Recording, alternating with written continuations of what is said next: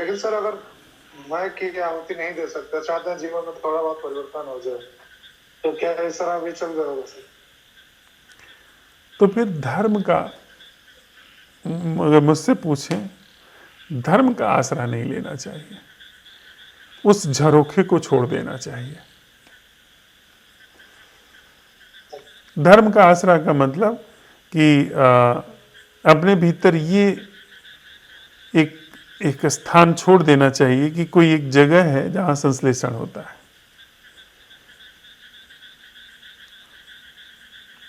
मतलब विचार की भूमिका को फिर उसकी पराकाष्ठा में ले जा करके उपयोग किया जाना चाहिए। लेकिन विचार की भूमिका ही एकमात्र उपाय है इस भ्रम को थोड़ा छोड़ देना चाहिए। क्योंकि देर सवेर कभी न कभी हो सकता है कि यह जो अभी बड़ा रुचिकर लगता है यह उबाने लगे, इससे मोहभंग हो जाए।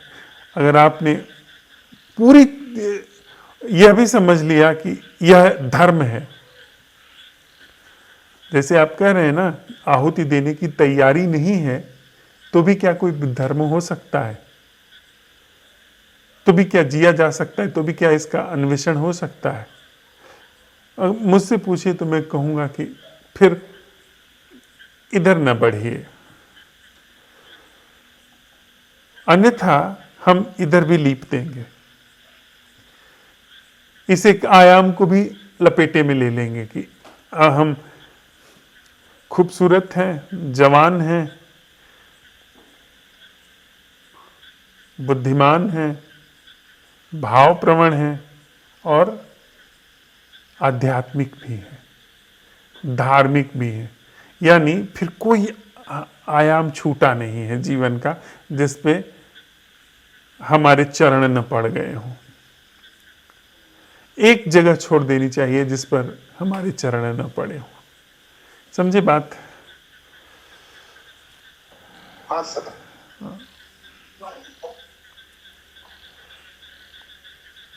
एक कहानी है मुझे याद आ रही है कि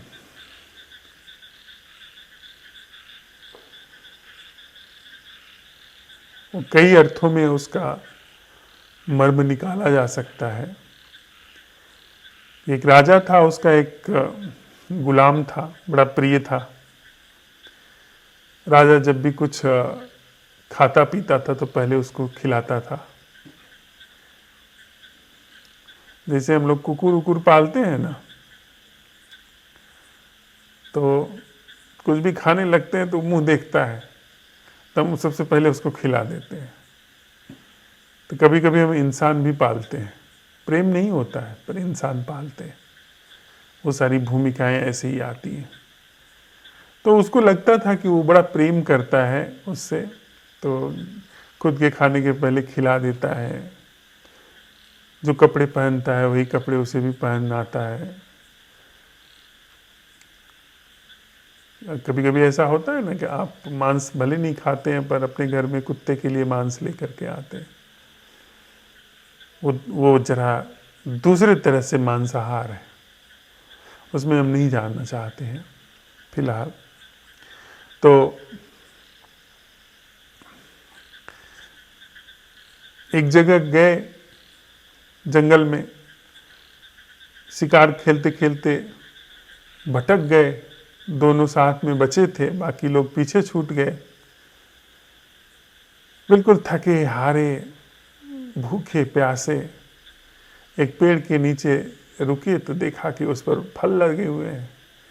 झट हाथ बढ़ा करके एक फल तोड़ लिया राजा ने, जेब से छुरा निकाला और जैसे पहले की आदत थी 4 फांक किए, एक फांक उसकी तरफ बढ़ा दी, उसने खा लिया।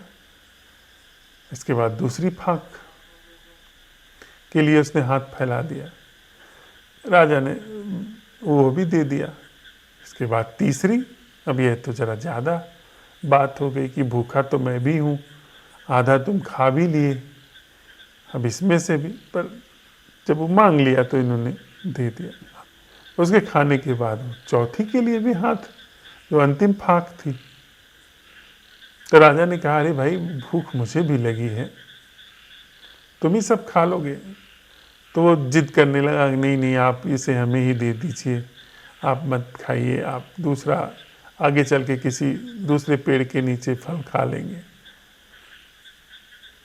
पर राजा माना नहीं, उसने छीन करके वो टुकड़ा मुंह में डाल लिया। मुंह में डालते ही वो इतना कड़वा था कि तुरंत थूक दिया बाहर। उसने कहा, तुमने बताया क्यों नहीं कि फल इतना कड़वा है, 3 फाक तुम खा गए। उसने कहा कि हुजूर, मैं आपका नौकर हूं, फल का नहीं।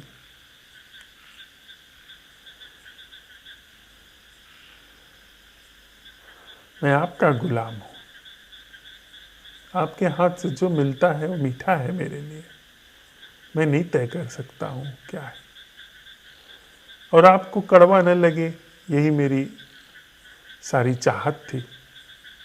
सारा कड़वापन इतने मीठे हाथों से, इतने मीठे फल इन हाथों से खाए हैं, तो कम से कम थोड़ा फर्ज मेरा भी तो बनता है कि मैं आपको कम से कम मीठा नहीं खिला सकता तो कड़वा फल खाने से बचा ले जाऊं।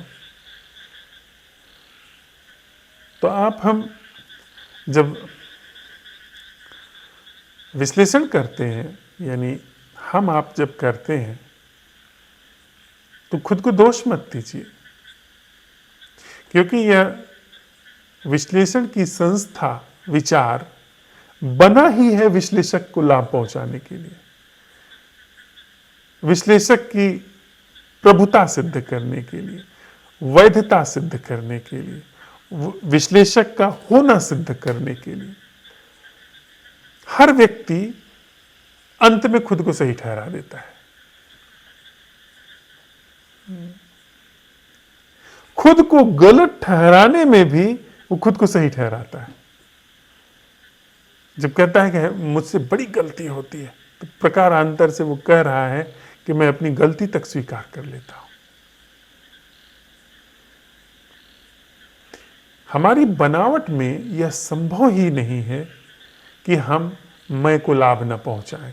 विचार जो भी कुछ करेगा, जितना भी विश्लेषण करेगा, वह अहंकार की प्रभुता, मैं की जो वानगी है, उसी को सत्यापित, उसी को सिद्ध करने की कोशिश करेगा। तो जितना आप विचार करेंगे उतना ही आप अहंकारी होते चले जाएंगे, प्रगाढ़ होते चले जाएंगे। चाहे आप जो विचार करिए, चाहे आप वेदांत पढ़िए, बौद्ध धर्म पढ़िए, पश्चिम के धर्मों को पढ़िए, वही खतरा होता है। हम समझते हैं कि जब मनन या निधिध्यासन की चर्चा की जाती है तो उसमें हमको और शास्त्र पढ़ने हैं, जबकि बात कुछ और है। जैसे जैसे हम शास्त्र पढ़ते जाते हैं, वैसे वैसे हमारा विचार ढंग और भी सशक्त होता चला जाता है और भी प्रबल होता चला जाता है। तो आप पाएंगे कि विचारशील लोगों में, ज्ञानी लोगों में गजब की मूढ़ता एक जगह लेती चली जाती है।